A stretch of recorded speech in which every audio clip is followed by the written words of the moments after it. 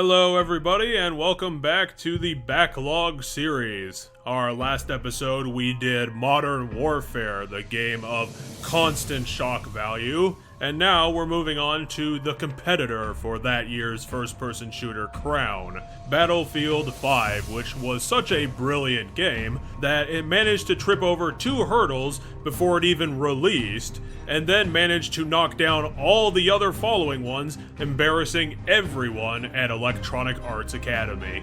I'm not here to talk about the pathetic marketing of gender politics in an unrealistic World War game, along with the many post-release facepalms. We're just gonna have some fun and talk about how incompetent this game managed to be inside and out. Like the remarkably not shit Battlefield 1, 5 follows the exact same campaign structure of that previous game. Rather than having a continuous beginning, middle, and end story like any other first-person shooter, 5 decides to go with a handful of different stories drafted from World War II for the player to explore deeper into the real-life tales of World War II, which was incredibly ironic considering the previously mentioned marketing fail store. Instead of focusing on the tried and true interesting stories involving swashbucklers, honorable soldiers, or rookie-turned heroes, Battlefield 5 decided to focus on the lesser-told stories of World War II. The Norwegian ski soldiers, a black regiment drafted for France, and a loser being pushed into the British Army, and that was pretty much it when the game came out. Because Battlefield 5 was being released as a live service, which meant that the game released half-assed and possibly finished up 3/4-assed, the game was originally released with 4 chapters and a whole single new chapter being added during the live service period. So much for those constant free updates, EA. The problem is that the first chapter of the game does not count, because it's basically a tutorial combined with a trailer for the campaign itself, showing us the many different areas that's going to make up for the rest of the game, but it's all just taken from the following 3 chapters of the game. The whole tutorial may be visually impressive, but its existence is just another huge embarrassment, because literally it's just a trailer for the game inside of the game itself. The chapter is also incredibly short and ends up being a very baffling attempt at a pseudo fast forward and a giant diversion towards the game we actually already bought and should be playing during this point. Once that pointless beginning is finally out of the way, we can finally get into the meat of the matter. After a couple of missions getting into the British campaign, where our story focuses on an ex-criminal who decided to get drafted into the army in order to avoid jail time, he manages to bumble his way through his posting, only managing to get his platoon destroyed on 2 occasions, 3 tops. The major problem of the game start coming to the surface. Rather than being a straightforward first-person shooter that just glides us through the story they were trying to tell in the first place, EA, for whatever EA reason, decided to try and do something that had only been mastered beforehand by Visceral Games. They tried to make a stealth shooter. However, it amazingly failed because they forgot to put the stealth options in their stealth game, but they still designed it like a stealth shooter, thereby completely missing the point that Battlefield Hardline had shown them how to do this from years beforehand. It ended up making a mediocre game into an infuriating, teeth-pulling trial of bullshit. Your ability to kill enemies is terrible, their ability to kill you is quick and effective, your stealth options are nearly non-existent, and it has the classic issue of universal alarms, meaning that one screw-up has you alert every enemy on the map simultaneously, and there are very few effective hiding places that allow you to get out of an alert status, meaning that getting deep or anywhere into this game leads to a lot of death repeated over and over again as you try and puzzle your way around the non-existent paths of how to kill these faceless enemies that end up ambushing you from all sides all the time. While most shooters aren't the fastest paced games ever made, cranking that down this hard to make Battlefield 5 this much of a slow, painful slog really highlights how incompetently this game was developed in its entirety. The core gameplay loop of the campaign does not work. The mechanics are not there to make this successful, and what you do have available to you is completely useless in actually helping you accomplish your objectives. There's nothing else to say on this matter other than a non-stealth stealth shooter is a pointlessly difficult game to play, even when Battlefield 5 is so comedically short at 4 chapters of actually meaningful content. What doesn't help is that the actual campaign stories are actually not interesting in the slightest. What a big surprise from EA. Even when the hopeless gameplay is matched by the underdog characters being put up against these ridiculous odds. Probably because the game wasn't actually designed to be this painful to play in its narrative design. I'm sure that whatever the design document originally said was that this game shouldn't actually play any differently than Battlefield 1, because why would they frickin' reboot the entire mission design and the engine for Battlefield 5? And was originally thought of to actually balance both the enemy and the player's time to kill each other. But in the end, when they were actually implementing all this stuff and getting into actual development, they ended up making 5 so stacked against the player that I'm surprised that anyone actually played it before this went out, but considering EA, that might have actually happened.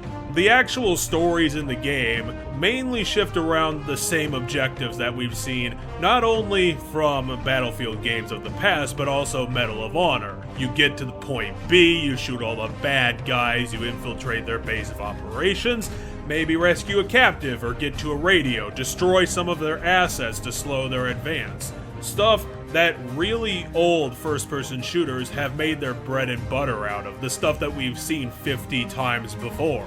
Only on the rare occasion does Battlefield 5 get away from the go to the place and shoot everything mentality, or even try to put any new spins on any of their ideas for this campaign. And again, the actual stories being told don't give you a break either from all this bullshit. The Ski Soldier campaign mainly centers around the main character rescuing their mom at the start, and then goes on to shut down one of the Nazi weapons factories or harbors because they've got super weaponry being developed there. The Senegalese platoon chapter focuses on the leader of their platoon getting cocky after a great victory, and somehow convincing the rest of his group to press their advantage without any support, all the way to one of their main base chateaus, and then managing to get a lot of them killed, only to then group together later with the remainder and take the castle for themselves. The British campaign at the start of the game actually managed to have the best plot progression, since the main character, Billy, an ex-bank robber with little experience in joining the army, and having to bumble his way to success constantly, being done in by his own naivete and stupidity. Throughout the campaign, he does get to know a couple of the characters and experiences the consequences of his flaws, and then goes through a few set-piece moments where he gets to be the big hero who contributes to the survival of his platoon. There was something there, but again, it's mostly ran through the same old gameplay and objectives that doesn't make Battlefield 5 feel any more unique than any other World War II shooter from over a decade beforehand. Especially the original Medal of Honor released in the mid-90s. While the main game offers very little to get attached to or care about in terms of its lost World War II stories, and the gameplay makes me want to smash my head in with a rock simply because of how bad it is, there was one big surprise in all of this. The live service chapter, The Last Tiger, managing to outdo all of my incredibly bafflingly low standards at this point in the game, Not only was The Last Tiger one of the few moments that a AAA World War II game ever focused on the Axis side of the war by having a Nazi protagonist, it was also the best chapter in the entire deal by a freaking mile. EA's slaving live service team managed to accomplish this by doing one simple change: throwing that stupid-ass stealth shooter business in the trash and focusing the chapter around the titular Tiger tank. The Tiger being some of the most formidable tanks on the battleground in comparison to the American Sherman, and the main difference being that Germany just couldn't manufacture more of them, and eventually just got steamrolled by the Shermans in spite of the King Tigers being able to outclass a dozen of them by themselves. But that's kind of the problem when you could only make less than 1,500 before the war actually ended. I have rewritten the sentence a few times because my main point was that I always wanted to see a game put a story in focusing on a Nazi or Axis main character. It's very obvious why that doesn't happen at all, due to the Nazi Party being a government forwarding an evil path for humanity, but while that is true, I'm sure that you could still make it happen somehow, since the people in that country weren't universally evil or a hive mind. I'm sure that some of them didn't believe in the cause or actively resented it in their personal lives when they can get away with it. So, in the end, I am glad to see that The Last Tiger did release with Battlefield 5, and that I was somehow able to satisfactorily tiptoe around this paragraph in the end. The direction they took the story was kind of predictable, since EA probably didn't want to chance it to have their campaign story ending with their Nazi characters winning in the end, yet I still think that it was a respectable story to tell on their behalf. The story takes place just on the cusp of Berlin falling and the Axis losing World War II. The story centers around Mueller, commander of the final Tiger tank not destroyed by the continuing Allied invasion. They are tasked with trying to help out the retreat and regroup efforts of their remaining forces, searching for lost comrades and trying to make it back to base any way they can while being hunted by the Allies at every turn. The platoon runs into tons of resistance and roadblocks as they go on the way, and as I mentioned before, the tank controls a ton better than the stealth shooter controls. Because we are piloting a tank, the player is put into a position of power over the enemies, or at least on equal footing. They have tons of time to attack, they have a lot of health, and they have the increased mobility by not being shot in the head every 5 seconds. Overall, it's a better feeling to play a game that I appreciated after the back-to-back slogs through those omnipotent kill droids from the previous chapters. After getting through those anti-tank patrols, the other tanks, and all the bombing raids to progress, Mueller and his group decide to force Hartman to leave the Tiger and begin scouting ahead for enemy tank columns. After they were found first, Mueller agrees to leave Hartman behind to save the group, which he does, only to find out a couple objectives later that Hartman was executed by the remaining Nazis for desertion. Later on, as a final defense order has been sent out to all the remaining forces, the tank ends up finding itself in a sticky pickle, being completely surrounded by invading forces. Miraculously, the Tiger manages to gun their way out of the situation in order to then make it to a bridge close to the cathedral where their final defense is being organized. The Allies are still in active invasion mode, so unfortunately the unthinkable happens. Bombs are used on the bridge they are crossing that have ultimately disabled the Tiger.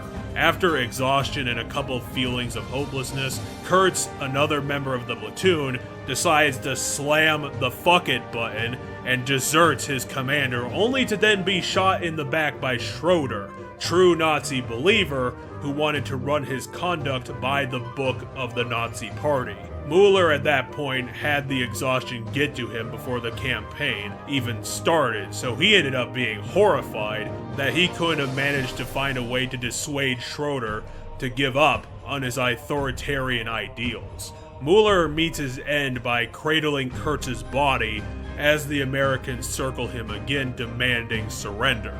With no more options on the table, Mueller decides to accept it and throws his meritorious medal on the ground. his end was ambiguous as the fanatical Schroeder was pointing his gun at Mueller once the screen cut out, and then there was a gunshot being sounded off in the most cliche ending in the world. In spite of EA's consistent failure with Battlefield 5, The Last Tiger was probably the only good thing that came out of this entire experience, outside of that Japanese multiplayer map that everyone liked around Chapter 6 of this game's development. It was a respectable story of defeat through the perspective of Nazi characters that ended up using a gameplay model that didn't make me want to cut my own ears off, which I'm always appreciative when that happens in any video game. If anything, Battlefield 5's time in the spotlight was just another great example of how to not handle the lifetime of one of your tentpole releases, and also that EA couldn't give less of a fuck if they tried, which they usually do. Not only was this game laughed out of the purchasing decisions of many before it even came out, but it was also so incompetently developed in the first place that it ended up being the biggest failure of a stealth FPS that I can think of in a long time. It was a trash game, both inside and out, both single player and multiplayer, whose only saving grace was the story added during its live service update period, which surprisingly ended up being the best of the 4 that they made. And again, this is outside of that multiplayer Japanese map that everyone actually liked. But, moreover, Battlefield 5's campaign, in spite of trying to go out of its way to tell the stories we've never seen before, it was simply a mediocre game with the occasional bit of good tension being drowned out by constant deaths and frustrations due to facing a constantly failing stealth system and kill droid level enemies. I'm actually surprised that the stupidity of this game's handling seeped so far into its development that it ended up rotten to the core rather than being a sort of good game that was being marketed through the alienation of its own audience, and the microtransactions would have drowned out any sort of goodwill it would have had anyway. It's such an embarrassingly terrible video game that literally anything that comes next will be an improvement, unless it's somehow Dungeon Keeper Mobile. Hell, even Battlefield 4 was better than this just because that game was simply boring and derivative rather than this ham-fisted mess of broken mechanics masquerading as a AAA tentpole release on their schedule. Not even the remarkably well-done Last Tiger mission was going to be enough redemption to dig this wreck out of the mud. But at the very least, I got to have a little bit of fun constantly insulting how much of a dumpster fire Battlefield 5 ended up being. I have zero expectations from EA, but even then I would have never guessed that they'd bring out an Assassin's Creed Unity level game to the market.